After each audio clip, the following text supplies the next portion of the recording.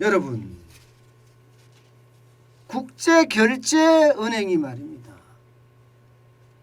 대한민국에 부채가 너무 많다. 그래서 외부 충격이 조금만 가해지면 금융위기가 올 수도 있다. 이런 섬뜩한 경고를 내놨습니다. 그 지표는 바로 여기에 있습니다. 여러분.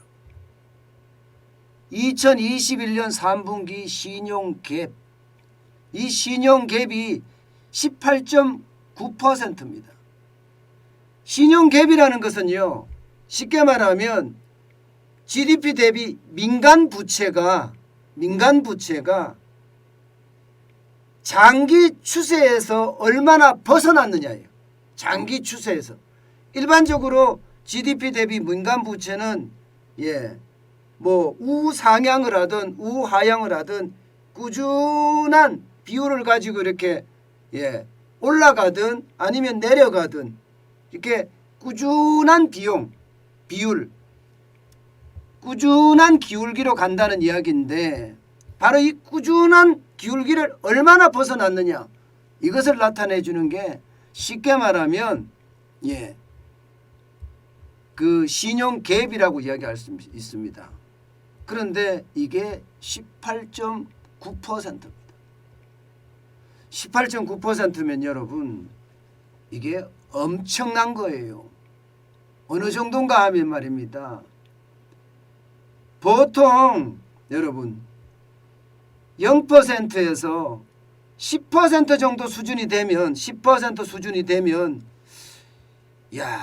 경보 단계에 이게 발령이 되거든요. 경보 단계에서 좀 더 올라가면 이제 그만큼 위기 단계로 점점 올라간다는 뜻인데, 2분기까지 18.4%였는데 3분기에는요 18.9%까지 올라갔다는 것은 그만큼 금융위기가 굉장히 우리 곁에 다가와 있다는 뜻입니다. 여러분, 2016년까지만 하더라도 이 국제결제은행의 신용갭이 마이너스 1.2, 2017년 4분기에는 마이너스 2.9였어요.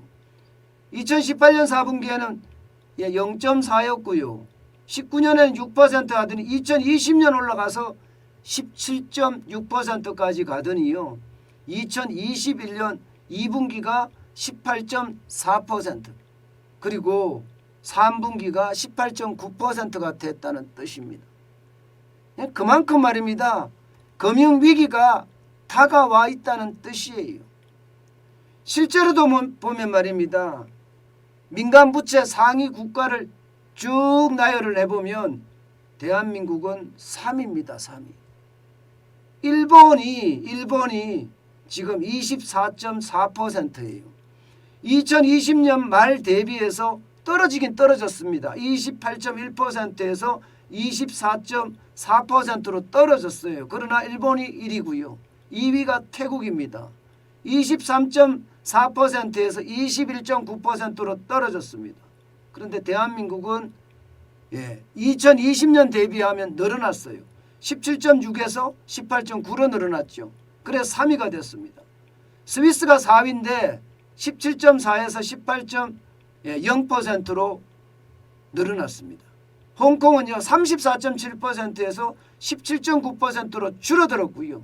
프랑스도 24.3%에서 10.2%로 줄어들었습니다. 결국 말입니다. 대한민국의 어떤 신용갭은 굉장히 충격적인 수준이라는 뜻이죠. 그만큼 민간 부채가 폭발 위험이 크다는 이야기입니다. 폭발 위험. 그럼 왜 이렇게까지 커졌느냐? 여러분, 이것은요 그 어느 때보다 위기의 어떤 성격이 강했다, 이렇게 이야기할 수가 있습니다. 그만큼 말입니다. 가계부채 폭증, 기업부채 폭증, 이게 원인이거든요. 그런데 이게 말입니다. 여러분, 지금까지의 어떤 위기들보다가 굉장히 강한 겁니다. 18.9%라는 것. 여러분 이걸 보시면 진짜 금융위기가 곧 올 수 있다. 이 말을 우리 실감할 수 있습니다. 1982년 2차 오일 쇼크 때는 14.5%입니다. 1997년 IMF 외환위기 때는 13.2%고요. 2009년 금융위기 때는 13.2%거든요. 작년 코로나 위기 때는 18.4%입니다. 그런데 지금은 18.9%예요. 그만큼 말입니다. 코로나 위기가 끝나지도 않았지만 부채가 민간 부채가 늘어나고 기업 부채 그리고 가계 부채가 굉장히 늘어났다는 뜻입니다. 이게 여러분 지표는요 늘 우리에게 진실을 말해주거든요. 이것은요 OECD에서 발표하거나 국제결제은행에서 발표하기 때문에 대한민국 내에서 만든 것이 아니라 제3자가 만든 지표예요. 거의 정확하다고도 할 수 있습니다. 물론 국내 내부 정보에 어두울 수는 있겠지만 어둡다고 하더라도 말입니다. 낮아지면 낮아지지 높아지지는 않거든요. 그런데 지금 코로나19의 어떤 위기 때가 18.4%의 신용 갭이 지금 2021년 3분기에 18.9%까지 올라갔다는 것은 그만큼 금융위기가 다가와 있다는 이야기지요. 여러분 이거 한번 보세요. 지금 가계부채가 얼마나 많이 늘어났는지 나타내주는 지표예요. 2017년까지만 하더라도 GDP 그러니까 우리나라 국민이 한 해 동안 생산하는 총액 대비해서 말입니다. 88.5%였거든요. 그런데 문재인 정부 들어와서 가계부채가 엄청나게 늘어났어요. 2018년에는 91.1%까지 2019년에는 93.5%까지 늘어나더니 2020년에는 100.7% 결국 100%를 넘어섰습니다. 2021년에는 106.5%까지 갔어요. 이것은 여러분 결국 말입니다. 106.5%까지 갔다는 사실은 우리 국민이 한 해 동안 총 생산하는 액수를 다 더해서 그냥 그것만 가지고 갚아도 다 못 갚는다는 뜻이에요. 그만큼 가계부채가 커졌다는 뜻입니다. 그런데 여러분 가계부채가 커진 게 문제가 아닙니다. 가계부채도 물론 커진 게 문제지만 기업부채는 더 심각합니다. 기업부채는 2021년 기준으로 113.4%예요. 2017년까지만 하더라도 93.7%였던 기업부채가 2019년에 100.5%까지 늘어나더니 2020년에는 109.8%고요. 2021년에는 113.4%까지 늘어났다는 사실이에요. 결국 말입니다. 기업이 부채가 이렇게 늘어났다는 것은 기업이 벌어서 원금은 고사하고 이자도 못 갚는 사람들이 굉장히 많아졌다는 이야기잖아요. 그만큼 말입니다. 이게 상황이 좋지 않다는 이야기예요. 48개국 중에 16번째로 높습니다. 16번째로. 굉장히 높은 겁니다. 그런데 더 큰 문제는요. 기업 부채의 증가 속도가 다른 나라에 비해서 굉장히 빠르다는 이야기예요. 빠르다는 이야기예요. 당장 말입니다. 2016년 말로 볼까요? 2016년 말로 보면 94.3%거든요. 94.3%. 거기에 비교해 보면요. 지금 19.4%가 이상이 늘어났어요. 19.4% 가까이 늘어났나요? 굉장히 많이 늘어났죠. 13%에다가 거의 20% 가까이 늘어났네. 20% 가까이. 93.7%니까 2016년 보지 말고 2017년으로 보자고요. 그러니까 굉장히 빠른 속도로 늘어났습니다. 이 말은요. 결국 기업이 벌어서 지금 원금은 고사하고 계속 빚을 지고 있다는 뜻입니다. 가게도 빚을 지고 있고 계속 늘어나는 게 기업도 빚을 지고 있고 이렇게 가게 기업에서 민간이 이렇게 빚을 계속 지잖아요. 그러면 부채는 어떻게 될까요? 빚지다가 어느 순간에 폭발한다 이런 얘기가 나오죠. 기업과 가계를 다 합쳤을 때 여러분 부채는 진짜 어마어마합니다. GDP 대비해서 219.9%니까요.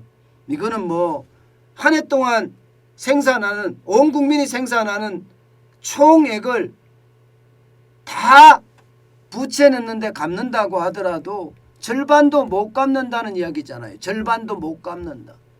저는 이게 굉장히 충격적이라고 생각을 합니다.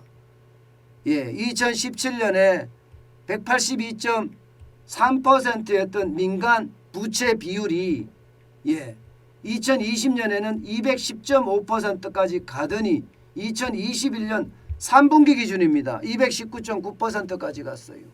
이거 220%까지 가는데 그렇게 늦지 않을 거다. 저는 이렇게 생각을 합니다. 그만큼 말입니다. 지금 국제결제은행의 경고는요. 결국 민간 부채가 한계에 봉착한 것 아니냐. 지금 이런 얘기를 하고 있는 겁니다. 민간 부채가 한계에 봉착한 것 아니냐. 이것은 여러분 어떻게 생각하면 굉장히 심각한 얘기예요. 게다가 말입니다. 국제결제은행은요. 콕콕 몇 가지를 집었습니다. 그중에 주택담보대출, 특히 영끌족의 주택담보대출에 대한 충격 굉장히 크지 않겠느냐 이렇게 콕콕 집었습니다. 여기에다가 자영업자들의 대출 이것도 마찬가지로 콕콕 집었습니다. 그만큼 말입니다. 영끌족의 주담대 주택담보대출이나 자영업자 대출은 부실이 되기가 굉장히 크다는 이야기가 됩니다. 저는 그 어느 때보다 신용갭이 이렇게 커진다는 사실, 이 신용갭 때문에 결국은요 우리가 금융위기에 봉착할지도 모른다는 사실, 이것은요 언제 어느 때든 심각하게 올 수 있다는 겁니다. 18.9%라는 신용갭이 그 어느 때보다 높기 때문이에요. 저는 지금 당장 말입니다. 지금 당장 금융에 충격이 오고 위기가 온다고 하더라도 이상하지 않은 지표예요. 그만큼 말입니다. 저는 충격의 도가 크다고 생각을 합니다. 여러분, 충분히 이 금융위기에 대한 것은요 지표적으로 봐서는 굉장히 위험한 상황이다 이렇게 보이거든요. 이것은 여러분들이 각자 말입니다. 금융위기에 대응하는 그런 조치 반드시 실현해야 됩니다. 예를 들어서 이게 은행이 망했을 때 보상을 해주는 한도액 이거 반드시 지켜가면서 저는 여러분들이 준비를 해 가야 된다고 생각합니다.